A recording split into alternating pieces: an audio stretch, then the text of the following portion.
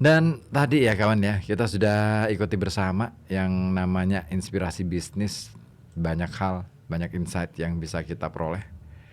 Jadi ya semoga aja bisa kita dapatkan banyak pelajaran dari sana. Oke, saya sapa terlebih dahulu yang sudah bergabung di WhatsApp di 0855420912 dari Bu Tia di Banyurip ya. Kemacetan di Jalan Urip Sumoharjo nih, posisi sekarang ada di sebelah Polsek Buaran, cuaca hujan saat ini, terima kasih. Jalan yang dari arah selatan ke utara juga tersendat. Oh, oke, terima kasih informasinya ya.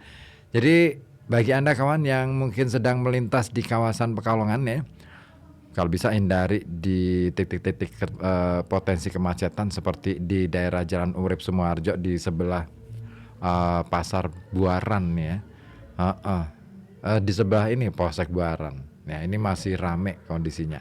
Ya mungkin karena banyak orang yang sedang ingin menikmati hari siang dengan makan-makan gitu ya, sebelum puasa gitu. Iya, terima kasih Bu Tia.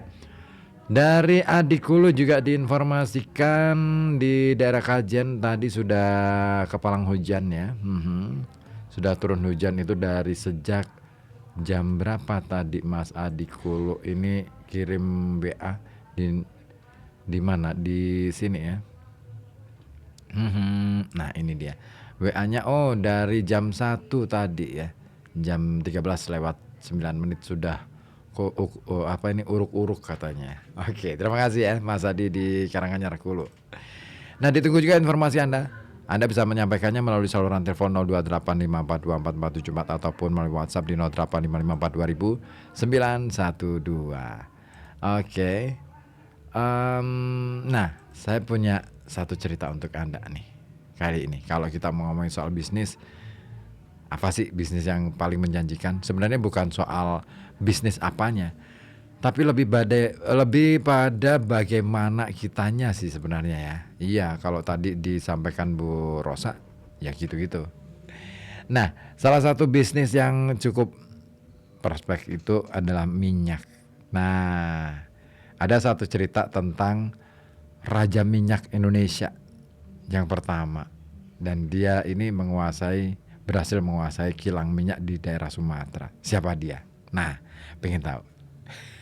Iya, memang ya, kalau jelang-jelang bulan Ramadan, jelang-jelang Idul Fitri ataupun hari-hari besar lainnya, permintaan untuk bahan bakar minyak ini kayaknya menjadi tinggi, dan itulah yang menggiurkan bisnis ini dijalankan. Ya, karena mayoritas orang yang berkecimpung di industri minyak dapat dipastikan bakal kaya raya, apalagi pemilik perusahaan dan tambang minyak itu sendiri. Nah, di Indonesia, bisnis minyak sudah berlangsung sejak ratusan tahun lalu sebenarnya. Selama itu pula telah melahirkan raja-raja minyak dalam waktu berbeda yang membuktikan kecemerlangan industrinya di Indonesia. Nah, kecemerlangan industri minyak ini ya hari ini tidak terlepas dari sosok perintis dan raja minyak pertama di Indonesia. Namanya Ailco Jan Ziegler. Nah, dari namanya jelas ya, kayaknya bukan orang Indonesia banget nih.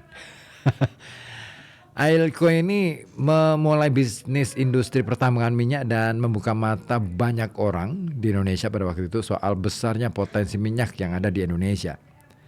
Nah, awalnya dia adalah seorang manajer di perusahaan tembakau East Sumatra Tobacco Company yang beroperasi di Delhi, Sumatera Utara. Nah, sebagai manajer, dia ini sering bertugas ke lapangan menginspeksi perkebunan tembakau milik perusahaan yang dikepalainya, dan kebun-kebun ini berada di banyak daerah. Nah, selama bertahun-tahun inilah tak ada yang berbeda dan spesial, sampai akhirnya terjadi kejadian beberapa waktu berikutnya ya, ada sesuatu yang berbeda, dan itu terjadi pada tahun 1880. H.J. de Graaf dalam salah satu bukunya Geskin Dinis van Indonesia menceritakan hari itu usai inspeksi dan hendak pulang ke kantor, Zilker ini terjebak hujan badai. Nah, dan itu membuatnya harus menepi di gubuk berbahan bambu, dan dia tidak sendirian tetapi ditemani seorang warga lokal yang mengurusi kebun.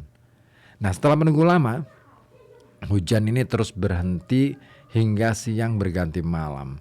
Nah, tidak ingin gelap-gelapan, warga lokal ini berinisiatif membuat obor dengan api.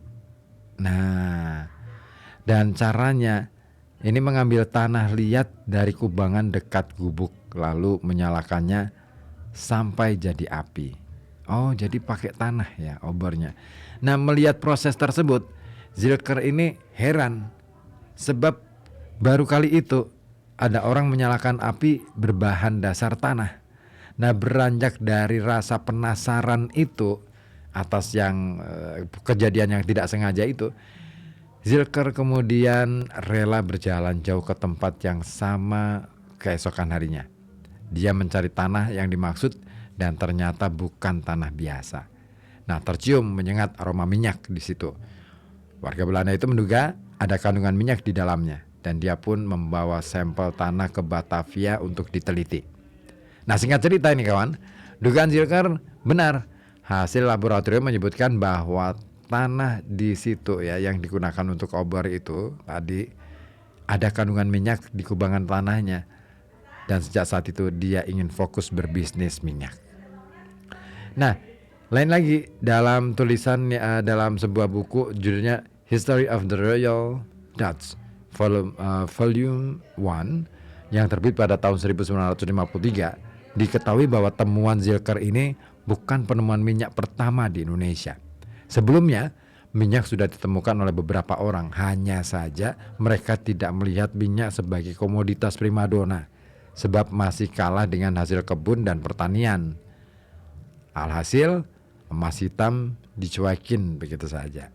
Namun, Zilker ini punya sikap yang berbeda. Dia melihat minyak sebagai komoditas primadona dan ingin serius merintis industri minyak di Indonesia. Ini dilakukan karena perusahaan tembakau tempatnya bekerja ini mengalami penurunan pendapatan. Maka, pria kelahiran 31 Mei tahun 1840 ini kasakusuk mencari investor. Dia pergi ke Belanda menemui bos-bos perusahaan minyak Royal Dutch, dan dia juga mendatangi Sultan Langkat demi meminta izin pengeboran. Nah, setelah investor dan izin beres, dia ini mulai pengeboran besar-besaran pada tanggal 15 Juni 1885. Nah, seperti dugaan awal, tanah tersebut mengandung banyak minyak. Saat mata bor menembus kedalaman 22 meter saja, minyak langsung menyembur sebanyak 1.710 liter. Lalu di kedalaman 31 meter, minyak yang keluar itu mencapai 8.640 liter. Sampai akhirnya mata bor ini berhenti di kedalaman 121 meter dengan minyak keluar hingga ratusan ribu liter atau jutaan barel. Nah, sejak itu Zilker mencatatkan diri ya, tercatat sebagai raja minyak serta perintis industri minyak di Indonesia. Dan kala temuan ini dinamai sebagai kilang pangkalan Brandan yang juga menjadi ladang minyak terbesar di Sumatera. Namun, kendali Zilker atas pangkalan Brandan ini tak berlangsung lama. 5 tahun usai penemuan, dia menjual kepemilikannya ke Royal Dutch. Operasional dijalankan oleh Batavse Petroleum Maskapage yang dimiliki oleh Royal Dutch dan juga Shell. Nah, setelahnya pengeboran dan produksi minyak ini makin dahsyat hingga jutaan barel per tahun. Sampai sekarang pangkalan Brandan pun masih beroperasi di bawah Pertamina. Jadi temuan Zilker rupanya berhasil membuka mata banyak orang tentang potensi besar industri minyak di tanah air. Apalagi terbukti jika minyak bisa membuat orang kaya raya secara cepat. Dan memasuki tahun 1900, banyak orang dan perusahaan yang melakukan hal sama beralih dari komoditas perkebunan ke pertambangan yang membuat minyak keluar dari darat dan laut Indonesia. Ya itulah sekelumit sejarah tentang perusahaan minyak di Indonesia. Keren juga ya. Ada yang mau nyoba? Tapi jangan seperti yang kemarin ya, berkasus kayak gitu ya. Jangan dong. Ya. Celine Dion. When I was young,